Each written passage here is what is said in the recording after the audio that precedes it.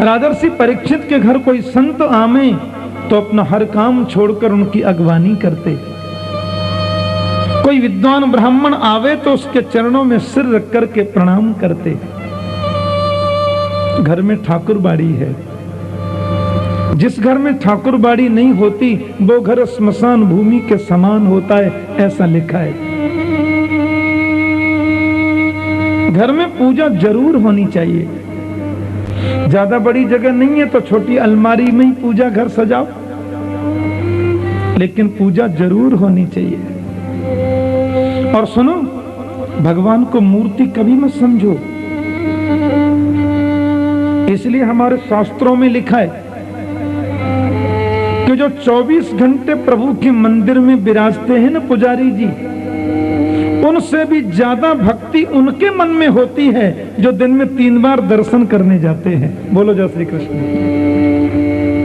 क्योंकि दिन भर भगवान को नहलाते नहलाते नहलाते नहलाते उनको ज्यादा होने लग जाता कि मूर्ति है। पर जो झांकी का दर्शन करने जाते हैं उनको मूर्ति कम, भगवान ज्यादा दिखते हैं। ये भीतर की बात कह रहा हूं। ये भगवान की मूर्ति है, ये भाव कभी दिल में मत आने दो। हमारे वृंदावन में एक बहुत उच्च कोटि के भागवत के विद्वान थे और लड्डू गोपाल जी की सेवा थी उनके घर। तो भागवत जहां विराजती हैं वहां गोविंद जरूर विराजते हैं। अपनी कथा गोविंद स्वयं श्रवण करते हैं। और भागवत कोई और चीज तो है नहीं, वो स्वयं गोविंद है। श्रीमद् भागवत आख्योयम प्रत्यक्ष कृष्ण एवहि। अब व्यास जी महाराज क्या है कि घर में ठाकुर पूजा है, वो कथा कर रहे थे।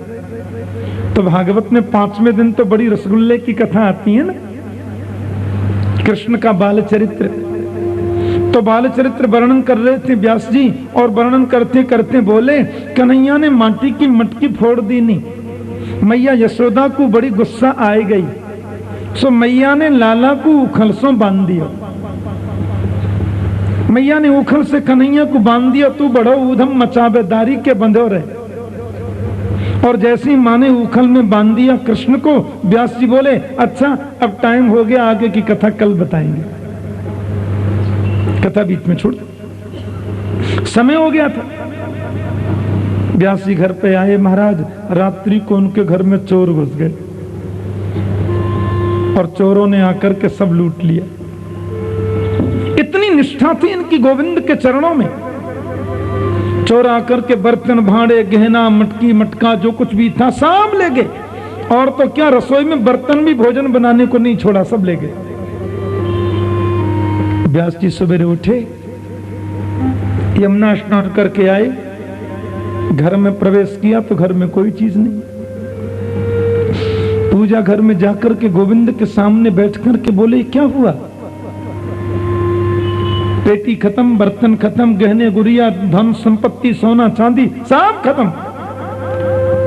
गोपाल के सामने आकर के बैठे, बोले दिन रात तुम्हारी पूजा करता हूं, गला फाड़ फाड़ करके दिन रात तुम्हारी कथा सुनाता हूं, और रात को चोर आ गए और उनसे मेरी रक्षा नहीं कर पाए, सब कुछ लूट करके चोर ले गए और तुम बैठे रहे। कन्हैया बोले, हमारा क्या दोष है, गलती तो आपने की है। व्यासी बोले, मैंने ही गलती की है, दिन रात तुम्हारी कथा सुनाता हूं, मैं ही गलती करता हूं, दिन रात तुम्हारा गुणानुवाद गाता हूं, और चोर सब कुछ ले गए और तुमने रोका ही नहीं। कन्हैया बोले, हम रोकते कैसे, तुमने तो हमको उखल में बांध रखा था, और जब मैं बंधा हुआ हूं तो मैं बताओ सुरक्षा करता कैसे, मैं तो उखल में बंधा था। व्यास जी बोले, कैसे? बोले, आपने कल कथा कही कि माता यशोदा ने गोविंद को उखल में बांध दिया। अरे 5 मिनट और कथा आगे करके मुझे खोलकर तो छोड़ते कम से कम। उखल में बंधा रह गया, तुमने कथा विश्राम दे दी, तो मैं तो बंधा ही रह गया ना रात भर। व्यास जी चरणों में गिर के बोले, गोविंद क्षमा कर दो मुझे, इतनी बड़ी गलती, इतना बड़ा अपराध हो गया मुझसे। मेरा कहने का भाव सिर्फ ये है कि मूर्ति मत समझो, वो साक्षात गोविंद है। समय पर भोग लगाना, समय पर आरती करना, समय पर उत्थापन करना, ये हमारा कर्तव्य होता है। और यह कर्तव्य नैतिक होना चाहिए। वैष्णवी परंपरा में अपने सुख की कामना करना ही अपराध है। नारद भक्ति सूत्र में संत नारद जी कहते हैं, तत् सुखे सुखित्वम, अपने प्रभु के सुख में ही तुम सुख मानो, प्रभु के दुख में ही दुख का अनुभव करो। वृंदावन में जब गर्मी के दिन आते हैं ना, तो बांके बिहारी जी के यहाँ आपने देखा कैसे बंगले बनते हैं फूल के। एक एक बंगला में 5-5 लाख रुपए खर्च हो जाते हैं और 3-3 वर्ष के बंगले बुक रहते हैं बिहारी जी के। बोलो जय श्री कृष्ण। 3-3 वर्ष तक खाली नहीं टाइम, आज हमारी तरफ से, आज हमारी तरफ से। ऐसा सुंदर बंगला सजाएंगे, फूल सजाएंगे, फुब्बारे चलाएंगे। क्यों? बोले गोविंद को कहीं गर्मी न लग जाए, उनको गर्मी नहीं लगनी चाहिए। कितना विचित्र भाव है उनका। भगवान को कोई गर्मी सर्दी थोड़ी लगती है, लेकिन भाव सएव सांध्रात्मा बुधई प्रेमान गद्यते। भाव ही तो सबसे बड़ी चीज है। हमारे यहाँ सेवा कुंज में, निधि वन में रात्रि को झारी भर के रखते हैं, गोविंद के लिए लड्डू रखते हैं और उसको व्यवस्थाएं करके रखते हैं। रात्रि को लाला को भूख लगेगी तो खा लेंगे, हैं? ये भाव ही तो प्रधान है। इतने बड़े भारत के सम्राट होकर के राजा परीक्षित जब पूजा में बैठते, भजन में बैठते, दुनिया का कितना ही बड़ा काम आ जाए, लेकिन उसको बीच में नहीं छोड़ते। पति पत्नी, अब परीक्षित का विवाह हो गया, इरावती नाम की पत्नी है, और अपनी पत्नी के साथ में बैठ करके पूजा करते हैं। विवाह का मतलब यह नहीं है कि हम ये भूल जाए दिन कब निकला रात कब आई। विवाह का मतलब है अब तक अकेले पूजन करते थे, अब दोनों मिलकर के करेंगे, अब दोनों मिलकर के पूजा करेंगे। जैसे भोजन जरूरी है, जैसे व्यापार जरूरी है, जैसे संसार का सब व्यवहार जरूरी है, वैसे गोविंद के भजन को भी जरूरी समझो, प्रभु के भजन को आवश्यक समझो। एक माता मेरे से बोली, ठाकुर जी आपने मंत्र दिया है, मैं नियमित उसका जाप करती हूं। मैंने कहा ठीक, अच्छा लगता है महाराज, पर हम लोग गृहस्थ हैं, तो ठाकुर जी मान लो हम कभी मंत्र जाप नहीं कर सकें, हम कभी मंत्र न जप सकें, तो कोई पाप तो नहीं लगेगा? मैंने कहा ना माता, बिल्कुल पाप नहीं लगेगा, पर तुम्हें एक काम करना होगा। मैया बोली क्या? मैंने कहा जिस दिन तुम माला नहीं जपो उस दिन भोजन मत करना। बोलो जय श्री कृष्ण। अरे महाराज कहीं बात करो थे, बिना भोजन के कैसे रह सकते हैं? मैंने कहा तो बिना भजन के कैसे रह लेती हो? जैसे भोजन जरूरी है वैसे भजन को जरूरी समझो। सर्वम त्यक्त्वा हरिम भजेत, सब काम छोड़कर के प्रभु के भजन को जरूरी समझो। राजर्षि परीक्षित की यह पद्धति बन गई और 4 उनके पुत्र हुए। बड़े पुत्र का नाम है जन्मेजय, बहुत सुशील है, पिताजी की आज्ञा का पालन करने वाले 4 पुत्र हैं। राजर्षि परीक्षित और युधिष्ठिर के राज्य के बारे में लिखा है कि गौ माता के स्तनों से दूध अपने आप निकलता था। राजा परीक्षित के राज्य में आपको गाय दुहनी नहीं पड़ती थी। गाय दुहने का टाइम हुआ, गौ माता के सामने बर्तन रख दो, अपने आप दूध से भर जाएगा। माता गाय के स्तनों से दूध स्वतः निकलता। परीक्षित के राज्य में कोई घर में ताला लगाता ही नहीं, चोर होते ही नहीं थे। ऐसा विचित्र उनका प्रशासन, क्योंकि यथा राजा तथा प्रजा, जैसा राजा होगा ना प्रजा वैसी बनेगी। राजा धर्मात्मा होगा तो प्रजा सुखी होगी, राजा दुरात्मा होगा तो प्रजा दुखी होगी। राजा पाप करेगा तो उसका भाग प्रजा को भोगना पड़ेगा, क्यों? प्रजा नहीं तो उसको राजा बनाया, तो जो राजा करता है उसका फल प्रजा को भोगना है। बड़ी समृद्धशाली प्रजा है महात्मा परीक्षित की।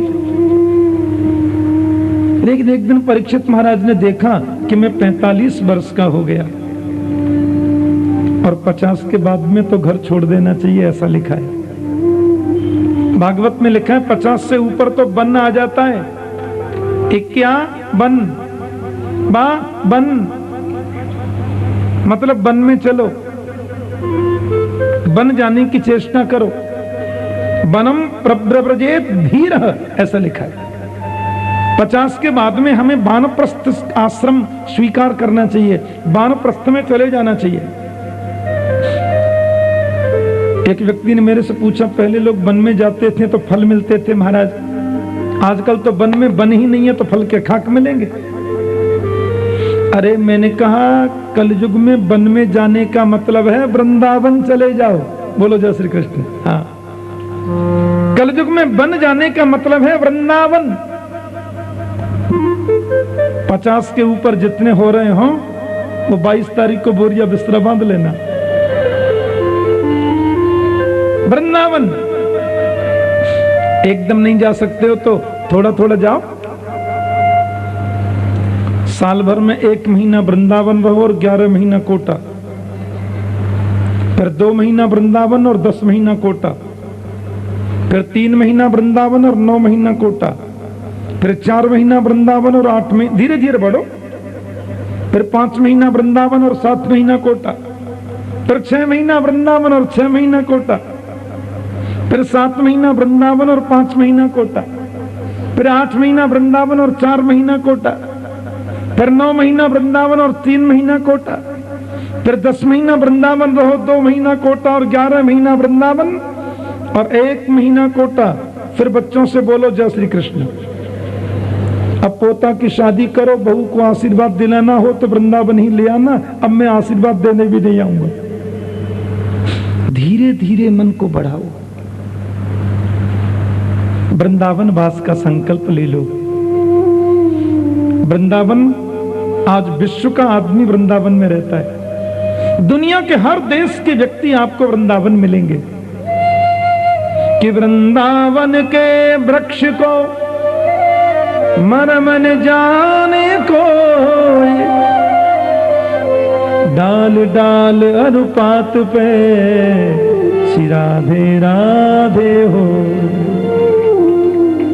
प्रायो बताम विहगा बनियो बनेस्मिन।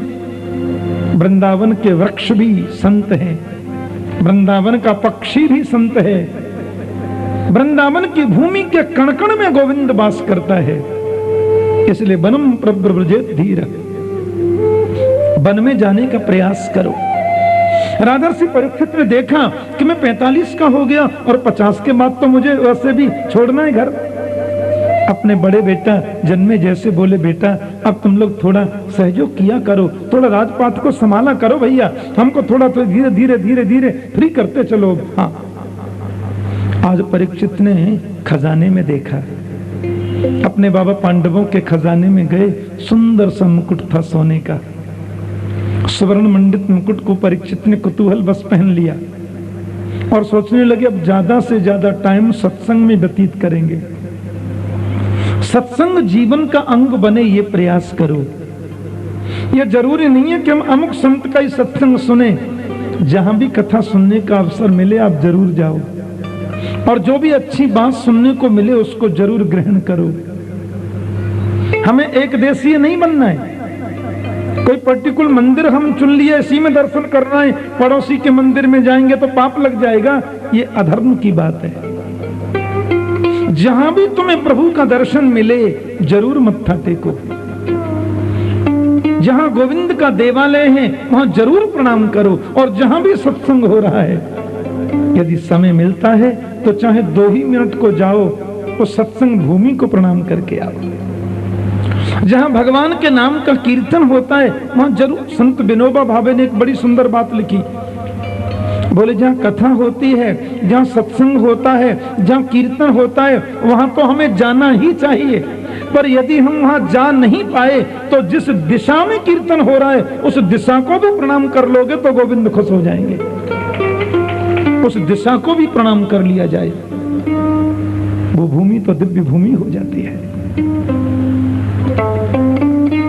परीक्षित महाराज ने अपने साथ में मंत्री को ले लिया, 2, 4, 5, 10 अपने सैनिकों को ले लिया और घोड़ा पर चढ़ करके सुदूर जंगल में किसी संत आश्रम की चाह में चले। और वहां जंगल में जब पहुंचे परीक्षित महाराज नितांत निर्जन वन। मंत्री किधर निकल गया, सैनिक कहीं चले गए, राजा परीक्षित जंगल में बिल्कुल अकेले रह गए।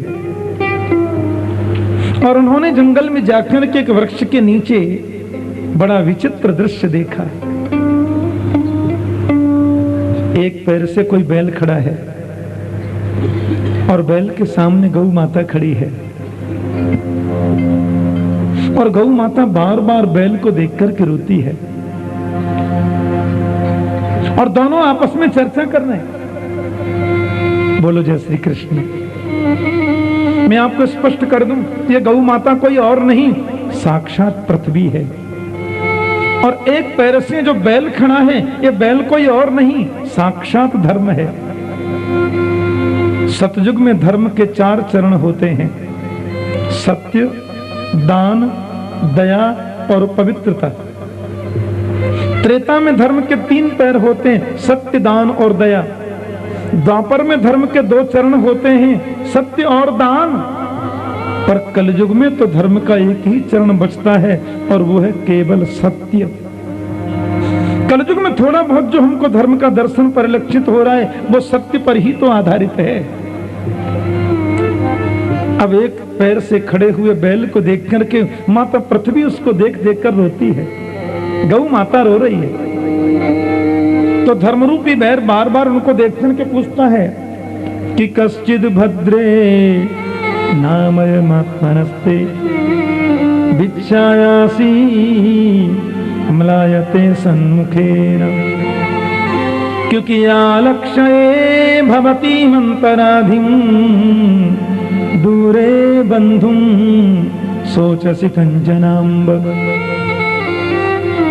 धर्मरूपी बैल कहता, माता क्यों रोती हो तुम? तुम्हारा कोई बंधु तुम्हें छोड़कर चला गया जिसकी याद में रोती हो? तुम्हारा कोई पुत्र तुम्हें छोड़कर चला गया जिसके स्मरण में रोती हो? ओहो कि पादैर्न्यूनम सोचसि मेक पादम। मेरे 3 पैर कट गए हैं ना, एक पैर से खड़ा हूं मैं, इसलिए तुम रो रही हो। मां का हृदय तो बड़ा कोमल होता है। लेकिन देवी रोने की जरूरत नहीं है, पांडवों का पौत्र परीक्षित है ना, वो रक्षा करेगा। इन दोनों की आपस की वार्ता को सुनकर परीक्षित वहीं पहुंच गए। परीक्षित ने पूछा, कौन है आप? ये आपके 3 पैर किसने तोड़े? मेरे राज्य में इतनी बड़ी धृष्टता करने की हिम्मत किसकी हुई? किसने किया है अपराध? आपके संग ये दुर्व्यवहार किसने किया? आप उसका परिचय दें, मैं दंडित करूंगा उसे। धर्मरूपी बैल हंसने लगा। राजन, मैं किसका नाम लूं? किसका नाम बताऊं? यदि हम कर्म को सब कुछ माने तो ना भुक्तम क्षीयते कर्मः जन्म कोटि शतैरपि अवश्यं वेव भोक्तव्यं कृतं कर्म शुभाशुभम। यदि कर्म ही सब कुछ है राजन, तो कर्म प्रधान विश्व रचि राखा, जो जस करहि सो तस फल चाखा। भाई कर्म का फल हमें मिल गया, मेरा कर्म ही ऐसा होगा जिससे मेरे 3 पैर कट गए, बात खत्म। किसका नाम लूं? किसने किया ऐसा? हमारे भारतीय दर्शन में एक होता है मीमांसा दर्शन। यदि हम मीमांसा दर्शन पर विश्वास करें तो मीमांसा दर्शन कहता है कि दुख भी कुछ नहीं होता और सुख भी कुछ नहीं होता। ये बात बिल्कुल सत्य है कि दुख भी हमारे मन की कल्पना है और सुख भी हमारे मन की कल्पना है। वास्तव में सुख भी कुछ नहीं और दुख भी कुछ नहीं। हमने जिसको मान लिया वो दुख है, और हमने जिसको नहीं माना वही सुख है। ये मान्यता है हमारे मन की केवल। एक आदमी के पैर के नीचे कोई चेंटी मर जाए, कान पकड़ता है, राम राम राम राम, ये क्या हुआ? हे भगवान जी, चेंटी मर गई। और एक आदमी मुर्गे की नार मरोड़ के खा जाता है, उसे कोई तकलीफ नहीं होती। एक आदमी किसी को गाली उसके मुंह से निकल जाए, रात भर टेंशन में रहता है, मैंने गाली क्यों दी, मेरे मुंह में क्या हो गया, मेरी जीभ क्यों नहीं जल गई। और एक आदमी सवेरे शुरुआत ही गाली से करता है। एक आदमी को हलवा नहीं मिला अच्छे बादाम का तो कहते हैं नाश्ता का मजा किरकिरा हो गया, और एक आदमी को नमक के साथ में रोटी मिल जाए उसी में प्रसन्न है। एक व्यक्ति आए, बोले महाराज आज रात को मुझे नींद नहीं आई। मैंने कहा तुम्हारा चेहरा सूजा सूजा सा लगता है, आंखें उथली सी लगती हैं। बोले महाराज मैं सो नहीं सका आज। मैंने कहा क्यों नहीं सोए? और लाइट नहीं थी ना महाराज, तो एसी नहीं चल सका। अब बिना एसी के तो मैं सोने सकता नहीं महाराज। और एक आदमी खेती में काम करता है और काम करते करते खेत की मेंढ पर हाथ की तकिया लगा के जमीन में ही सो जाता है और बड़ी जोर से नींद आती है उसे। बोलो क्या है सुख और क्या है दुख? हमारे मन की कल्पना ही तो दुख है और कल्पना ही सुख है। वास्तव में दुख कुछ होता नहीं और सुख बिल्कुल कुछ नहीं होता। हमने जो मान लिया वही सुख और दुख है। तो मान्यता ये, आप समझने में दुखी हूं, मैं समझ लूं मैं सुखी हूं, बात खत्म। अब महर्षि वेदव्यास के वेदांत दर्शन पर यदि ध्यान दिया जाए, धर्मराज कह रहा है परीक्षित से, तो वेदांत दर्शन कहता है कि शरीर कटता है, शरीर मरता है, शरीर मोटा, शरीर पतला, शरीर जन्म लेता, शरीर, आत्मा तो कभी मरती नहीं, क्योंकि न आत्मा जजान न मरिष्यति निधते सौ न क्षीयते समन विद्य विचारिणाम ही। आत्मा न जजान तो न मरिष्यति, आत्मा न जन्म लेती है न कभी मरती है। तो मैं तो आत्मा हूं, शरीर तो मैं हूं नहीं, तो शरीर ही तो कटा है, पैर ही तो कटा है, मैं तो पैर हो नहीं सकता। तो आपको कैसे बताऊं कि मैं दुखी हूं कि सुखी? परीक्षित ने कहा बाप रे, ये कोई बैल नहीं है भैया, ये तो साक्षात धर्म है, इसीलिए किसी का नाम नहीं लेते।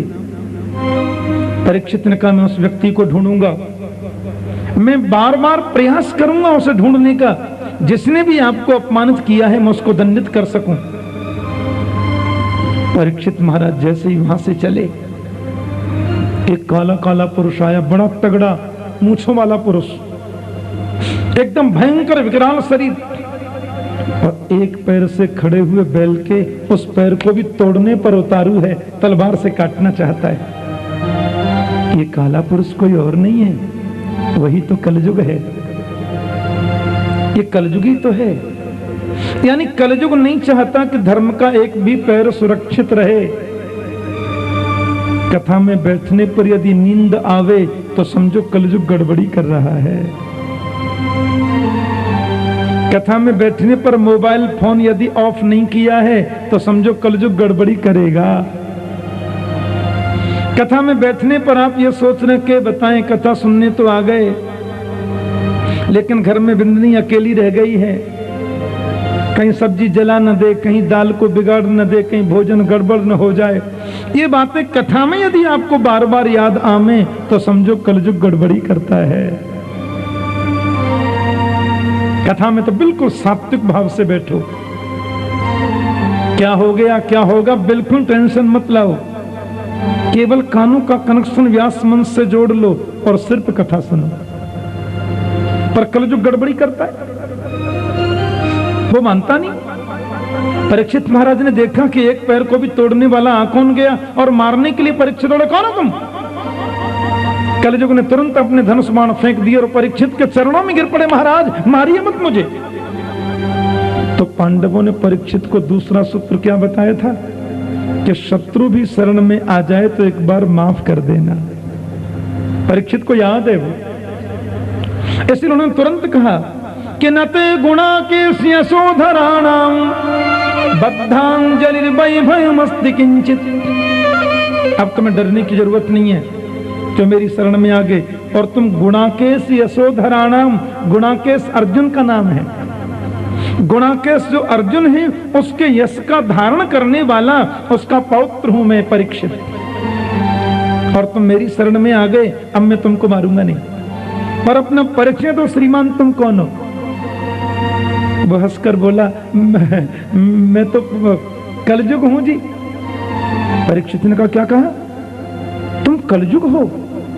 वही कलयुग जो कलिस्तु कलह प्रिय, मेरे राज्य से निकल जाओ, मेरे देश को छोड़कर चले जाओ कलयुग। मेरे राज्य में तुम्हारे रहने का बिल्कुल अधिकार नहीं है। परीक्षित बोला, कहां जाऊं महाराज, आप ही कोई जगह दे दो ना साहब, आप जो जगह दे देंगे मैं उन्हीं में रहूंगा, उससे बाहर नहीं जाऊंगा। तो राजा परीक्षित ने मन में सोचा, कलयुग को मारना ठीक नहीं है, क्योंकि इसमें दुर्गुण है हजारों, पर एक बहुत बड़ा सद्गुण है कलयुग में। कलयुग में हजारों अवगुण हैं, पर एक बहुत बड़ा गुण है कि कलयुग सम नहीं आन युग, जो नर कर विश्वास, गाय राम गुण गण विमल, भवतर भी नहीं प्रयास। कलयुग में केवल गोविंद का कीर्तन करने से व्यक्ति भवसागर से पार हो सकता है। कि कलयुग केवल नाम आधारा, सुमिर सुमिरी नर उतर ही पारा। ये कलयुग का बहुत बड़ा सद्गुण है कि हरेर नाम एव केवलम, कलौ नास्त्येव नास्त्येव गतिरन्यथा। कलयुग में केवल प्रभु का कीर्तन करने से मुक्ति मिल जाती है। कि कलैर्दोष निधे राजन, अस्ति एको महान गुणः, कीर्तनादेव कृष्णस्य मुक्त संग परम ब्रज। कीर्तनात् एव कृष्णस्य, केवल कृष्ण कीर्तन करने से व्यक्ति कलयुग में मुक्त हो जाता है। इसलिए परीक्षित ने कहा, यह मारने जैसा नहीं है, इसको मारना नहीं, परंतु इसको थोड़ा काबू में तो रखना, नहीं तो बड़ा उच्छृंखल है कलयुग। इसलिए परीक्षित ने कहा, जाओ मैंने तुमको 4 जगह दी, बस इन 4 जगहों के अलावा और कहीं मत जाना। कलयुग बोले, बताओ ना साहब कौन सी जगह है? द्यूतम पानम स्त्रियसूना यत्रा धर्मश्चतुर्विध। कलयुग को 4 जगहों पर परीक्षित ने भेज दिया। द्यूतम, जुआ खेलना, जो जुआ खेलते हैं वो कलयुग के पक्के भतीजे हैं, क्योंकि कपट के रूप में कलयुग जुए में वास करता है। अमेरिका में एक जगह अटलांटिका सिटी, तो मैं जब गया कथा करने, परिवार के भी 1-2 सदस्य मेरे साथ में गए थे घूमने के हिसाब से। आप कथा करना, हम घूमते रहेंगे। बोलो जय श्री कृष्ण। तो लोग बोले, आपको अटलांटा ले चले महाराज। मैंने कि क्या है मां? बोले देखना। तो न्यूयॉर्क से बहुत दूर नहीं था, लोग मुझे ले गए। बड़े बड़े भवन बने थे और भवनों के नाम सब भारतीय नाम थे। किसी का नाम ताजमहल था, किसी का नाम कुतुब मीनार था।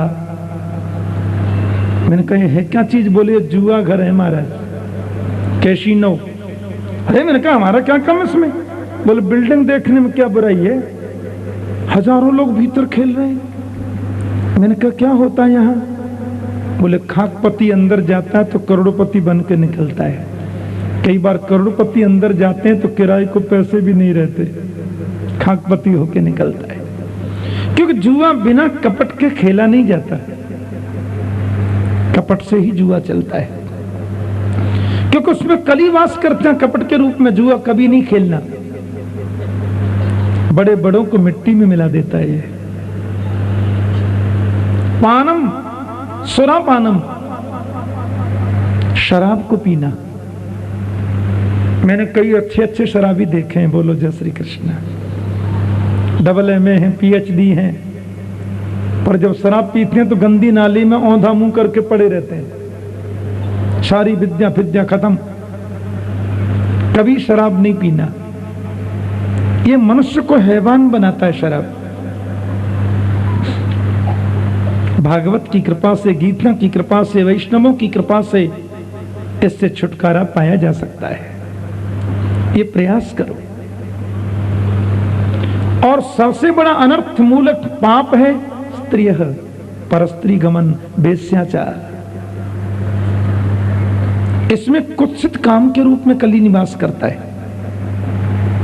ऐसा कभी मत करो, नहीं तो भोगना पड़ता है।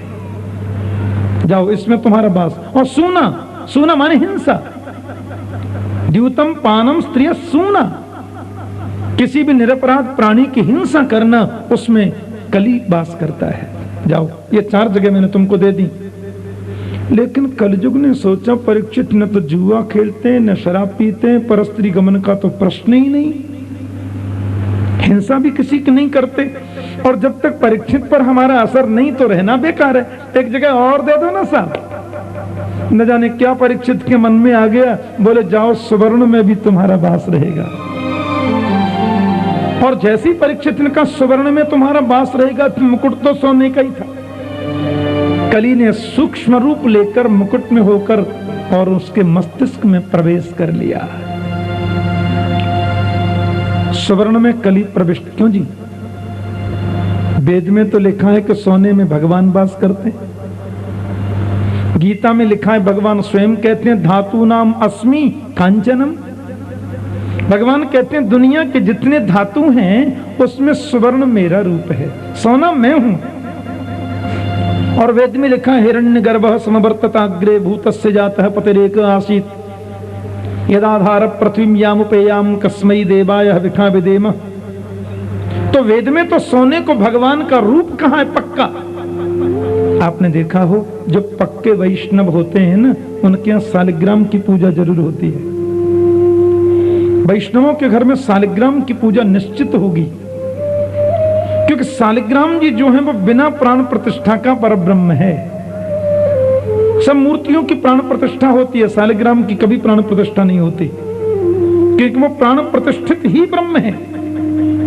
और सालिग्राम जी जहां प्रकट होते हैं, नेपाल में एक जगह है दामोदर कुंड, जहां से गंडकी प्रकट होती है। मुझे संतों ने बताया कि दामोदर कुंड में श्री सालिग्राम जी प्रकट होते हैं। अब सालिग्राम असली है नकली, इसकी परीक्षा ले लो। आप अपने साथ में तुलसी का वृक्ष लेकर के जाओ और दामोदर कुंड में आप तुलसी जी को छोड़ दो। 35-40 फीट गहरा पानी है उसमें। दामोदर कुंड में आपने तुलसी का वृक्ष छोड़ा तो 35 फीट नीचे से सालिग्राम जी उठकर आएंगे और तुलसी से चिपक जाएंगे। वो सच्चे सालिग्राम हैं। बोलो जय श्री कृष्ण। सालिग्राम तो ब्रह्म है। क्यों? क्योंकि सालिग्राम जी में अंदर सोना होता है, सालिग्राम में अंदर सुवर्ण होता है। नेपाल राजघराने से संतों को सालिग्राम दिए जाते हैं, राजा अपने हाथों से प्रदान करते हैं, उसका कोई मूल्य नहीं होता। तो वैष्णवों के घर में सालिग्राम की पूजा जरूर है। ये ब्रह्म है, सृष्टि विषयक ब्रह्म है, पूरा ब्रह्मांड ही सालिग्राम है, क्योंकि उसमें सोना है। तो जिस सुवर्ण में भगवान वास करते हैं, दीपावली को हम लोग सोना पूजते हैं भगवान का रूप मानकर। हमारे यहाँ मंदिरों में सुवर्ण के बर्तन होते, भगवान का मुकुट होता सोने का, ऊपर कलश होता सोने का। तिरुपति बालाजी में देखो आप वेंकटेश भगवान के यहाँ, हे भगवान कितना सुवर्ण। विश्व का, दुनिया का सबसे धनी मंदिर है वेंकटेश भगवान। बोलो जय श्री कृष्ण। सोने के हाथी, सोने के घोड़े, सोने के पलना, सोने के झूला, सोने के भगवान की पालकी, पूरे मंदिर में शिखर पे ऊपर सोना ही सोना, क्योंकि सोना तो भगवान है, नारायण है। फिर उसमें कली प्रवेश कैसे कर गया बताओ? तो कहते हैं ईमानदारी का कमाया गया जो सोना है उसमें भगवान वास करते हैं, और बेईमानी का कमाया गया जो सोना है उसमें कलयुग वास करता है। चोरी करके, डाका डाल के, लोगों को कष्ट देकर कमाए गए सोने में भगवान नहीं होते। तो परीक्षित के मुकुट में जो कलयुग प्रवेश कर गया, इसका मतलब यह मुकुट भी बेईमानी का था, बोले और का ईमानदारी का था। ये मुकुट तो परीक्षित का था ही नहीं। संत कहते हैं कि मुकुट जरासंध का था। और जब गए थे ना भीमसेन आदि पांडव कृष्ण, भीमसेन, अर्जुन, और भीमसेन ने जब जरासंध को मार दिया, उसके बेटे को राज्य गद्दी दे दी, तो उसी के मुकुट को लेकर के आए थे। पहले नियम था ना, जिस राजा को परास्त करते उसका मुकुट ले आते थे, और वही मुकुट लाकर के भीमसेन ने अपने खजाने में रखा था, और आज कुतूहल बस परीक्षित ने वही मुकुट पहन लिया था, इसलिए उसमें कली प्रवेश कर गया। और वह गलती कर दी परीक्षित ने जो इसके पूर्वजों ने कभी नहीं की थी। एक संत के आश्रम में पधारे। ये थे सदगृहस्थ संत शमीक मुनि, बड़े तेजस्वी, बड़े शास्त्रज्ञ, बड़े परिमित भाषी, त्रिकाल संध्योपासना करने वाले, गायत्री के कितने पुरस्कार इन्होंने कर लिए, द्वादशाक्षर मंत्र की कितनी मालाएं रोज फेरने वाले। शमीक मुनि की मन की वृत्तियां अंतर्मुखी थीं। समाधि में बैठे थे अपनी पर्णकुटी में गंगा के किनारे। ऋषि लोग रहते। राजा ने जाकर के कहा, महात्मा जी, हम राजा परीक्षित बोलते हैं, कुछ भूख लगी है, खाने को मिलेगा? अरे महाराज, हम भारत सम्राट परीक्षित बोलते हैं, आप सुनते नहीं क्या? भूख लगी है, कुछ खाने को मिलेगा? हम जंगल में अकेले फंस गए। शमीक मुनि की तो समाधि लगी थी। ऋषि ने जवाब नहीं दिया। राजा बोले, ढोंगी बाबा मालूम होता, आंख बंद करके बैठा, मुझे कुछ खिलाना ना पड़े इसलिए। बगल में राजा ने देखा तो मरा हुआ सर्प पड़ा था कोई, और मरे हुए काले नाग को परीक्षित ने अपने बाण से उठाया और शमीक मुनि के गले में डाल दिया। व्यक्ति जब गलती करता है तो ये कभी नहीं सोचता इसका परिणाम क्या होगा। परिणाम को पहले सोच ले तो गलती करे ही क्यों। बड़ी समझने की बात है। और जो परिणाम को पहले सोच करके चलते हैं ना, उसी का नाम होता है विवेकी। वे विवेकी पुरुष होते हैं। और महात्मा परीक्षित तो चले गए, लेकिन शमीक मुनि का बड़ा तेजस्वी पुत्र है, नाम है श्रृंगी। गंगा स्नान करके आया, अरे मेरे देव समान पिता महाराज के गले में मरा हुआ सर्प किसने डाल दिया? ऋषि कुमारों ने कहा कि राजा आए थे, वो भोजन मांग रहे थे, महाराज श्री ने कोई जवाब नहीं दिया तो मरा हुआ सांप डाल के चले गए। श्रृंगी मुनि ने समाधि लगाकर देखा वो कौन राजा था, तो पता चला राजर्षि परीक्षित थे। श्रृंगी ने तुरंत अपने हाथ में गंगा जल ले लिया। बहुत बड़ा अभिमान हो गया है राजा को, भारत का सम्राट होने का बड़ा गुमान है उन्हें। अरे मेरे देव समान पिता महाराज के गले में मरा हुआ सर्प डाल दिया। मैं शाप देता हूं कि जो सर्प परीक्षित ने मेरे पूज्य पिता महाराज के गले में डाला, इसी सर्प का पूर्वज जो तक्षक है, आज के 7वें दिन परीक्षित को डस देगा और उनकी अकाल मृत्यु हो जाएगी। वे मर जाएंगे, उनकी अकाल मृत्यु हो जाएगी। सायंकाल जब शमीक मुनि की समाधि टूटी, ऋषि शमीक ने गले में मरा सर्प, ओहो हंस गए। किसी संत ने सोचा होगा मेरी वृत्तियां अंतर्मुखी हैं कि नहीं, मेरी परीक्षा लेने को ऐसा किया है, सर्प को अलग डाल दिया। पर देखा श्रृंगी रो रहा है। बेटा तू क्यों रोता है?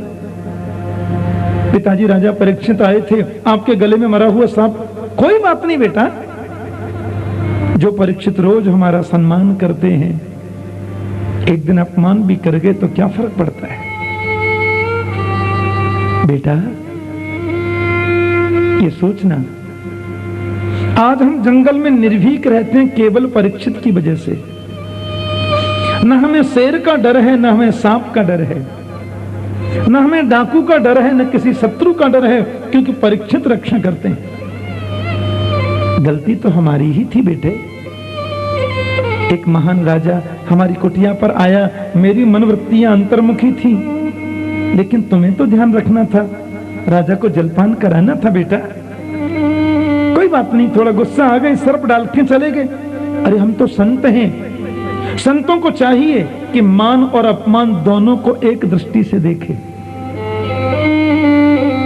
दुख में तड़पो मती, सुख में फूलो मती, प्राण जाए मगर नाम भूलो मती। मुरली वाले को मन से रिझाते चलो, कृष्ण गोविंद गोपाल गाते चलो। जीवन की हर परिस्थिति को मुस्कुरा के निकालना चाहिए। लेकिन पिताजी मैंने ऐसा दंड दिया है कि आज के बाद परीक्षित ये गलती कभी नहीं करेंगे। क्या किया तूने? बोले मैंने श्राप दे दिया है, आज के 7वें दिन परीक्षित को तक्षक सर्प डस देगा, उसकी अकाल मृत्यु हो जाएगी। शमीक मुनि बोले पागल, ये तूने क्या किया है? इतनी सी गलती के लिए परीक्षित को इतना भयंकर दंड देना, ये बुद्धिमानी नहीं है। ये क्रोध हमारा भूषण नहीं होना चाहिए। बेटा संत का लक्षण क्या है तू जानता है? हम लोग ऋषि हैं, ऋषियों का जीवन कैसा होना चाहिए तू जानता है? ऋषियों के जीवन में जितना त्याग होगा उतने वो पूजनीय होंगे। ऐशो आराम की जिंदगी जीने वाला ऋषि नहीं हो सकता। बोलो जय श्री कृष्ण। ऋषियों का जीवन, ऋषियों का रहन सहन, ऋषियों की बोलचाल सब में त्याग छलकना चाहिए। कि तितिक्षया कारुणया मैत्र्या चाखिल जंतुषु समत्वेन च सर्वात्मा भगवान संप्रसीदति। लक्षण बता रहे हैं भागवत में। संत कैसा हो, ब्रह्मर्षि कैसा हो? बोले तितिक्षया, बड़े से बड़े कष्ट को हंस करके सह ले। ये पहला लक्षण है, ध्यान देना। और दूसरा लक्षण है कारुण्य, प्राणी मात्र के प्रति करुणा का भाव रखना। कोई महात्मा जी नहा रहे थे गंगा में, वहां बिच्छू बह रहा था। महात्मा जी ने ऐसे हाथ करके बिच्छू को उठाया, बिच्छू ने तुरंत डंक मार दिया। महात्मा का हाथ हिल गया, बिच्छू फिर बहने लगा। संत ने फिर आगे हाथ बढ़ा के बिच्छू को उठाया, उसने फिर डंक मार दिया। हाथ हिल गया, बिच्छू बहने लगा, संत ने फिर हाथ लगा के फिर ऊपर उठाया पानी से। एक आदमी ने कहा बाबा ये बिच्छू बार बार आपको डंक मार देता है, क्यों बचाते हैं आप? बह जाने दो ना, मर जाने दो ना इसे। महात्मा जी बोले देखो, यदि तोल करके देखो तो बिच्छू का वजन है 10 ग्राम का और मैं हूं 81 केजी का, 81 किलो का। अब देखो संत का स्वभाव होना चाहिए बहते हुए को बचाना, और बिच्छू का स्वभाव होना चाहिए पकड़ने वाले में डंक मारना। तो भैया 10 ग्राम का बिच्छू जब अपना स्वभाव नहीं छोड़ सकता तो 81 किलो का मैं महात्मा होकर मैं स्वभाव कैसे छोड़ दूं? इसका स्वभाव डंक मारना है और मेरा स्वभाव बहते को बचाना है। नहीं अपना स्वभाव छोड़ता, न मैं अपना छोड़ सकता। कारुण्य, सबके प्रति करुणा का भाव रखो। और मैत्र्या चाखिल जंतुषु, अखिल जंतुषु मैत्र्या, सबके प्रति मित्रता की दृष्टि। शत्रु तो कोई है ही नहीं। आपको मालूम है युधिष्ठिर जी का नाम है अजात शत्रु। युधिष्ठिर जी को अजात शत्रु क्यों कहते हैं? बोले उन्होंने जीवन में किसी को शत्रु माना ही नहीं। ऐसी दृष्टि ऋषि की होनी चाहिए। और समत्वेन च सर्वात्मा, ऋषि की दृष्टि में समभाव होना चाहिए। सब एक जैसे हैं। एक नूर से सब जग उपजा, कौन भले को मंदे।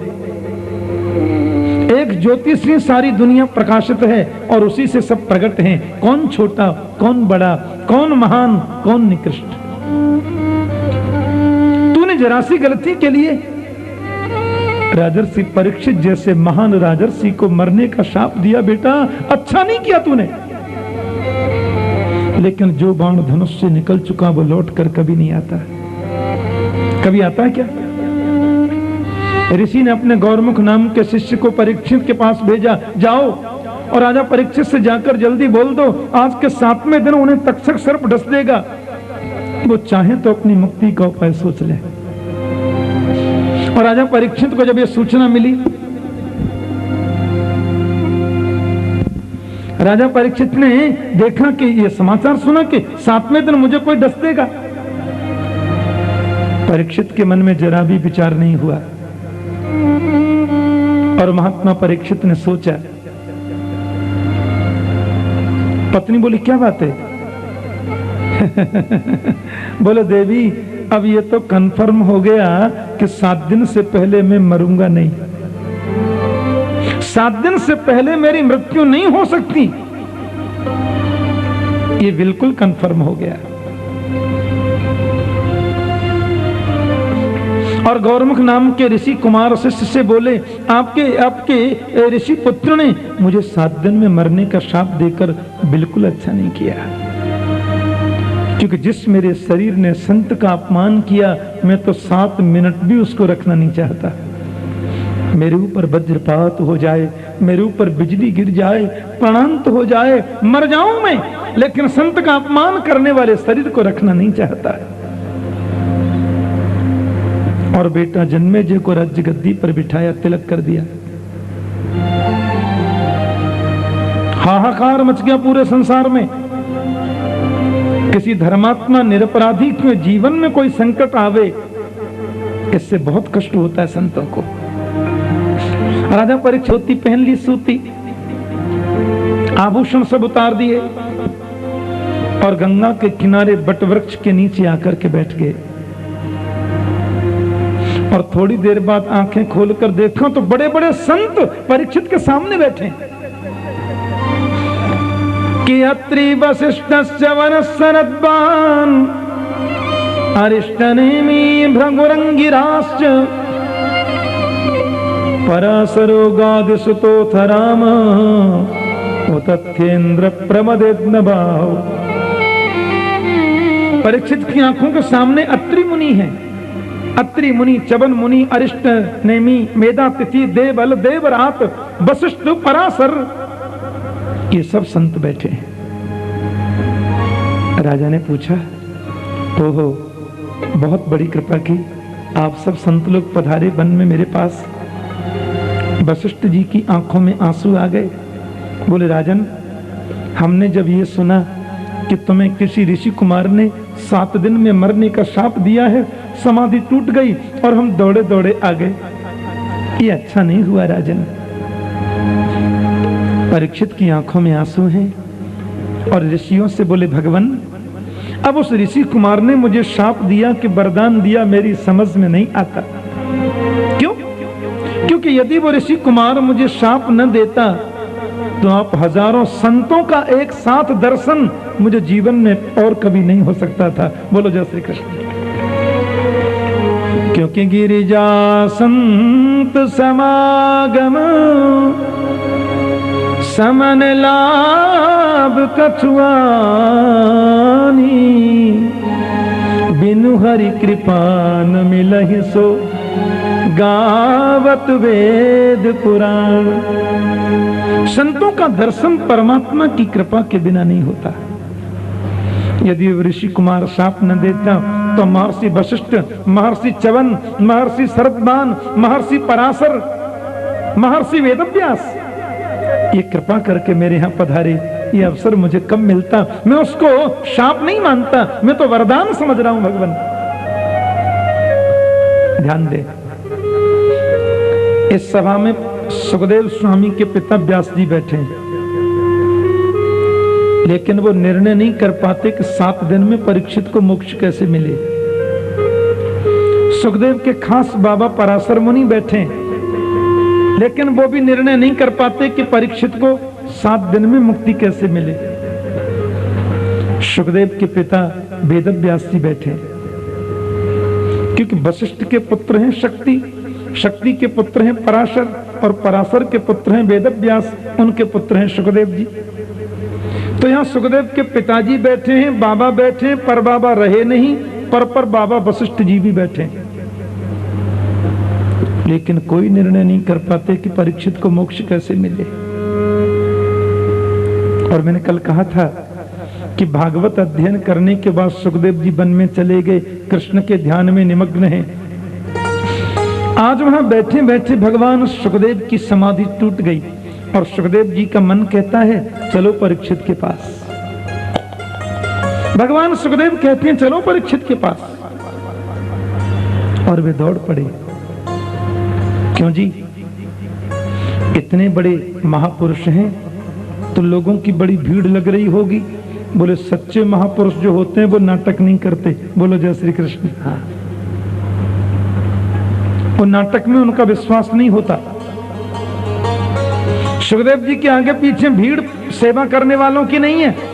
कोई गुलाब बरसा रहा है, कोई कुछ बरसा रहा है, कोई माला पहना रहा है, कोई इन सब की भीड़ नहीं है। सुखदेव के पीछे तो बच्चों की भीड़ है। नंगा बाबा आ गया, नंगा बाबा आ गया, नंगा बाबा आ गया, लोग करते चल रहे।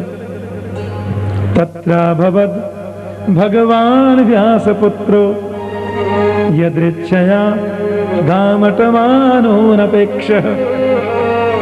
अलक्षलिंगई निजलाभ पूर्णो भृतश्च बालई रवधूत वेश। भृतश्च बालई अवधूत वेश, अवधूत का वेश है भगवान सुखदेव जी का। दिगंबरम वक्त्र विकीर्ण केशम, 4 अंगुल की लंगोटी के अलावा, कौपीन के अलावा शरीर पर कोई वस्त्र नहीं है। और केश बिखरे हुए, लंबी भुजाएं, चौड़ा वक्षस्थल, 16 वर्ष की दिव्य स्वरूप की कांति, श्री विग्रह। और सुखदेव जी का जो कलर है ना, बिल्कुल कन्हैया जैसा है। बोलो जय श्री कृष्ण। श्याम वर्ण की कांति है। बल्कि हमारे वैष्णवाचार्य तो यहां तक कहते हैं तत्रा भवत भगवान व्यास पुत्रो। वो तो यहां तक कहते हैं कि भगवान एवं व्यास पुत्र अभवत। भगवान कृष्ण ही व्यास पुत्र सुखदेव के रूप में वहां प्रकट होकर आ गए। बोलो जय श्री कृष्ण। हाँ, जब ब्रह्मास्त्र चलाया था, शस्त्र में ब्रह्मास्त्र चला, तो भगवान अपने रूप से जाकर परीक्षित को बचाए। और जब मंत्र में ब्रह्मास्त्र चल गया परीक्षित के ऊपर, तो ज्ञान में सुखदेव बनकर श्री कृष्ण पधारे। ऐसा भी संतों का अभिमत है। राजर्षि परीक्षित ने जैसे ही भगवान सुखदेव जी को देखा, अब देखो उस सभा में 16 वर्ष के सुखदेव स्वामी पधारे, तो सुखदेव के पिताजी, सुखदेव के बाबा, सुखदेव के परबाबा, सुखदेव के पर बाबा, वो सब सुखदेव को देख करके खड़े हो गए। बोलिए सुखदेव जी महाराज की जय। आइए हम लोग भी सुखदेव जी का थोड़ा सा विधिवत पूजन कर लें। कल से अब तक जो आप सुन रहे थे वो भागवत की भूमिका थी। भागवत का प्रसंग, भागवत का उपदेश तो शुरू तभी होता है जब सुखदेव जी व्यास गद्दी पर बैठ जाए। और भगवान सुखदेव के चरणों में परीक्षित प्रणाम कर रहे हैं, उनको वंदन कर रहे हैं। हरि नाम सुनाने वाले, हरि नाम सुनाने वाले, हरि कथा सुनाने वाले, हरि कथा सुनाने वाले, तुमको लाखों प्रणाम, तुमको लाखों प्रणाम, तुमको लाखों प्रणाम, तुमको लाखों प्रणाम। हरि की कथा सुनाने वाले, हरि की कथा सुनाने वाले, हरि नाम सुनाने वाले, हरि नाम सुनाने वाले, तुमको लाखों प्रणाम, तुमको लाखों प्रणाम, तुमको लाखों प्रणाम, तुमको लाखों प्रणाम। हम भूल रहे थे हम भूल रहे थे वन में, बल खो बैठे थे तन में। हम भूल रहे थे वन में, बल खो बैठे थे तन में। हम भूल रहे थे वन में, बल खो बैठे थे तन में। हम भूल रहे थे वन में, बल खो बैठे थे तन में। ओ राह बताने वाले, ओ राह बताने वाले, प्रभु का मार्ग बताने वाले, प्रभु का मार्ग बताने वाले, तुमको लाखों प्रणाम, तुमको लाखों प्रणाम, तुमको लाखों प्रणाम, तुमको लाखों प्रणाम। कि प्रभु की कथा सुनाने वाले, प्रभु की कथा सुनाने वाले, प्रभु कथा सुनाने वाले, प्रभु कथा सुनाने वाले, तुमको लाखों प्रणाम, तुमको लाखों प्रणाम, तुमको तुमको लाखों प्रणाम, तुमको लाखों प्रणाम, तुमको लाखों, तुमको लाखों प्रणाम। हम लेकर विष का प्याला जा रहे थे यम के गाला, हम लेकर विष का प्याला जा रहे थे यम के गाला, लेकर विषयों का प्याला जा रहे थे यम के गाला, लेकर विषयों का प्याला जा रहे थे यम के गाला।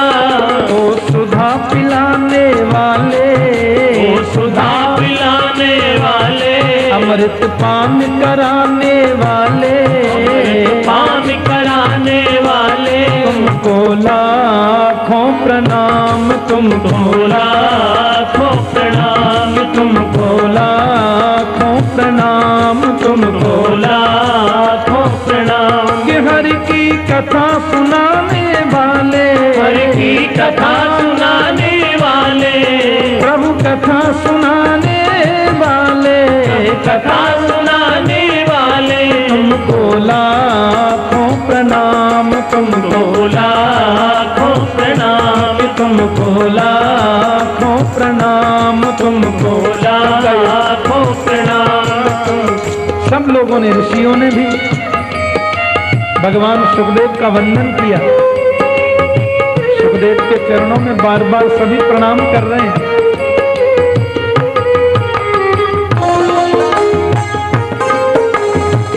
जय हो।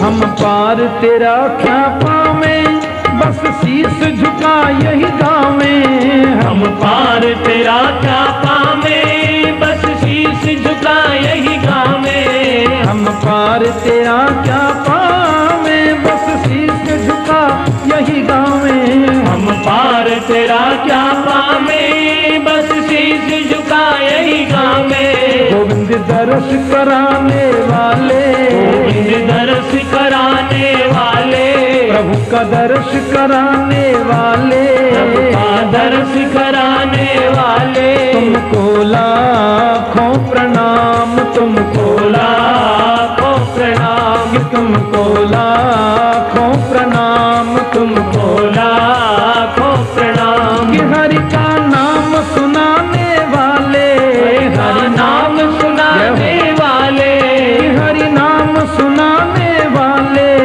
हरि नाम सुनाने वाले, तुमको लाखों प्रणाम, तुमको लाखों प्रणाम, तुमको लाखों प्रणाम, तुमको लाखों प्रणाम।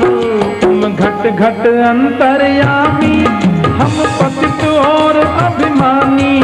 तुम घट घट अंतर्यामी, हम पतित और अभिमानी। तुम घट घट अंतर्यामी, हम पतित और अज्ञानी। तुम घट घट अंतर्यामी, हम पतित और अज्ञानी। भव पार लगाने वाले, भव पार लगाने वाले, भव पार लगाने वाले, भव पार लगाने वाले, हरि का दर्श कराने वाले, हरि का दर्श कराने वाले, तुमको लाखों प्रणाम, तुमको लाखों प्रणाम, तुमको लाखों प्रणाम, तुमको लाखों प्रणाम। प्रभु की कथा सुनाने वाले, प्रभु की कथा सुनाने वाले, प्रभु की कथा सुनाने वाले, प्रभु कथा सुनाने वाले, तुमको लाखों प्रणाम, तुमको लाखों प्रणाम, तुमको लाखों प्रणाम, तुमको लाखों प्रणाम, तुमको लाखों प्रणाम, तुमको लाखों प्रणाम, तुमको लाखों प्रणाम, तुमको लाखों प्रणाम, तुमको लाखों प्रणाम, तुमको लाखों प्रणाम।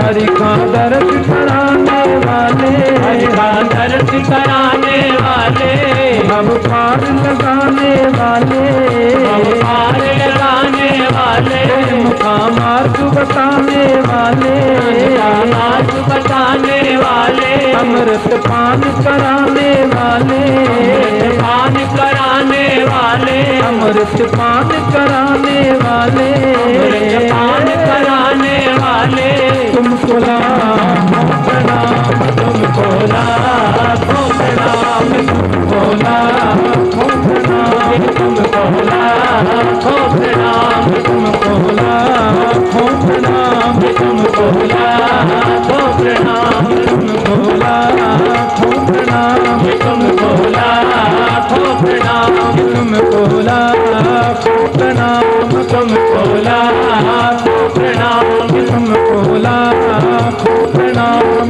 तुमको लाखों प्रणाम। बहुत बड़ी कृपा की आपने। राजर्षि परीक्षित ने खड़े होकर भगवान सुखदेव के चरणों में प्रणाम किया कि अहो अद्य वयं ब्रह्मन् सतसेव्या क्षत्र बांधव कृपया तिथि रूपेण भवद्भिस्तीर्थ का कृता। राजा परीक्षित कहते हैं, भगवान किन शब्दों में आपकी महिमा का गान करूं। आपने आकर के इस भूमि को तीर्थ बना दिया,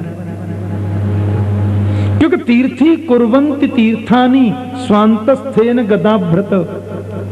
तीर्थ का मतलब होता है पवित्र, और तीर्थों को भी तीर्थ बनाने की शक्ति आप जैसे संतों में है, क्योंकि स्वांतस्थेन गदाभृत, आपके अंतर हृदय में परमात्मा नारायण विराजमान रहते हैं।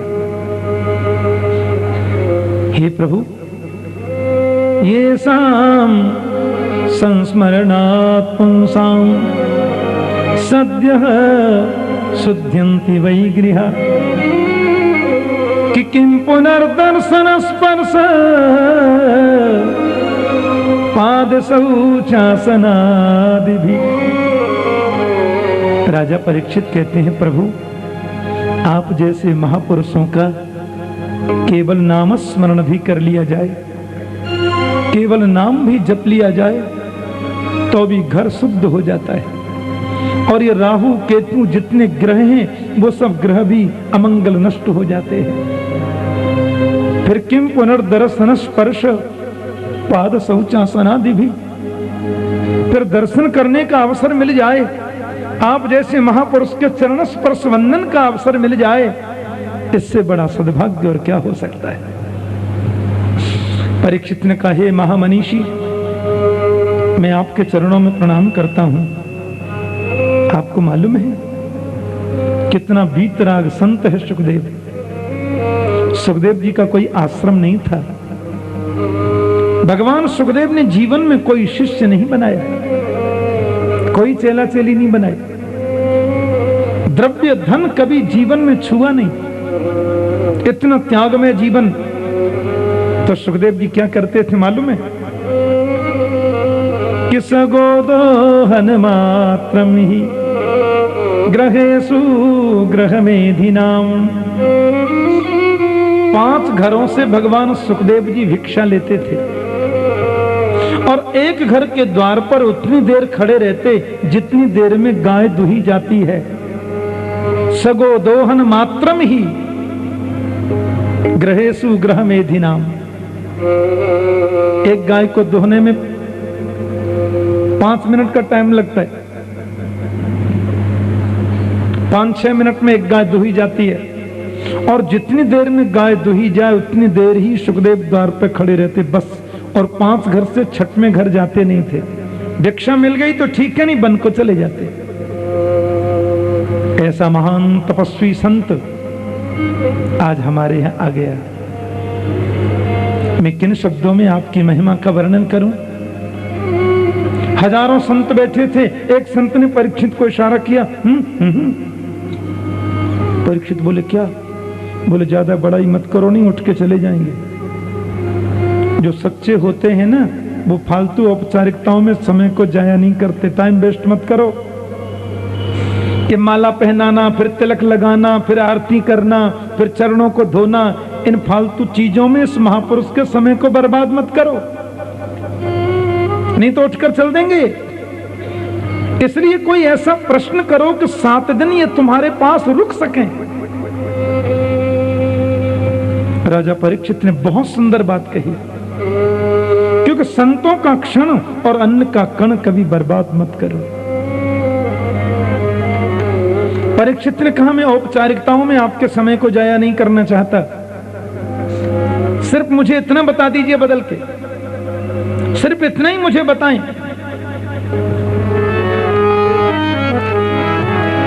अतः पृच्छामि संसिद्धिं योगिनां परमं गुरुं पुरुषस्येह यत् कार्यं म्रियमाणस्य सर्वथा। सिर्फ इतना बताइए कि जल्दी मरने वाले की मुक्ति का उपाय क्या है, बस। आप आए हैं, बहुत बड़ी कृपा की, लेकिन 7 ही दिन में जिस व्यक्ति को मर जाना है उसकी मुक्ति का उपाय क्या है, ये मेरा प्रश्न है। महात्मा वेदव्यास के नेत्रों में आंसू आ गए, ऋषि पराशर गंभीर हो गए, वशिष्ठ जी अपने नन्हे से पड़पड़ पोता को देखकर प्रसन्न हैं कि इसने जीवन में भागवत को कितना उतारा है। भागवत के रचनाकार हैं महर्षि वेदव्यास, पर वेदव्यास परीक्षित को मोक्ष नहीं दे सकते थे, क्योंकि भागवत का एक एक शब्द जीवन में जितना सुखदेव जी ने उतारा है उतना स्वयं वेदव्यास ने नहीं उतारा। बोलो जय श्री कृष्ण। इसलिए व्यास जी स्वयं श्रोता बनकर बैठे और भगवान सुखदेव जी व्याख्या करने आ गए। 7 ही दिन में जिसको मरना है उसकी मुक्ति का उपाय क्या है। और इतना सुंदर लगा ये प्रश्न भगवान सुखदेव को कि वो स्तुति करना भूल गए। हम लोग कथा शुरू करते हैं तो पहले स्तुति गाते हैं, फिर कीर्तन करते हैं, फिर थोड़ा मशीन गर्म होती है, फिर 3 घंटे कथा चलती है। आधा पौना घंटे में तो मशीन गर्म होती है, बोलो जय श्री कृष्ण, फिर चलती है। और यहाँ सुखदेव जी को तो इतना अच्छा लगा परीक्षित का वो प्रश्न कि स्तुति करने का ध्यान ही नहीं रहा, कीर्तन उन्होंने कराया ही नहीं और कथा शुरू। आज जीवन में पहली बार बोल रहे हैं भगवान सुखदेव, बोले बरियाने सते प्रश्न कृतो लोक हितो नतः आत्मवित सम्मत पुंसाम श्रोतव्यादिषु यप्परः। भगवान सुखदेव कहते हैं आपने जो प्रश्न किया है राजन, वो पूरे समाज के लिए किया है, पूरी दुनिया के लिए प्रश्न किया है, ये अपने लिए प्रश्न नहीं किया आपने। और राजन मरना तो सभी को 7 दिन में, आप कहते हैं 7 ही दिन में जिसको मरना है, तो बताओ 8वें दिन कौन मरता है? सब 7 ही दिन में तो मरते हैं। रवि सोम मंगल बुध बृहस्पति शुक्र और शनि 7 ही दिन होते हैं, 8वां तो होता ही नहीं। 7 ही दिन में सब जन्म लेते हैं, 7 ही दिन में सब मरते हैं, पाप और पुण्य भी 7 दिन में करते हैं। पर प्रश्न जीने का नहीं है, प्रश्न मरने का नहीं है, प्रश्न ये कि जितने दिन हम जीते हैं उतना करते क्या है। मैंने सुना है सतयुग में लोग 1 लाख वर्षों तक जीते थे। सुखदेव जी बोले सतयुग में 1 लाख वर्ष से पहले कोई मरता नहीं था, इतनी लंबी उम्र होती थी सतयुग में लोगों की। लेकिन सतयुग के बाद में जब त्रेता युग आया तो 1 जीरो कम हो गया। त्रेता में लोगों की उम्र हो गई केवल 10,000 वर्ष की, 1 जीरो हट गया। और त्रेता के बाद जब द्वापर युग आया तो 1 जीरो और कम हो गया, तो द्वापर में लोगों की उम्र रह गई केवल 1000 वर्ष की। और राजन द्वापर के बाद में जब कलयुग आया तो 1 जीरो और कम हो गया, और कलयुग में लोगों की उम्र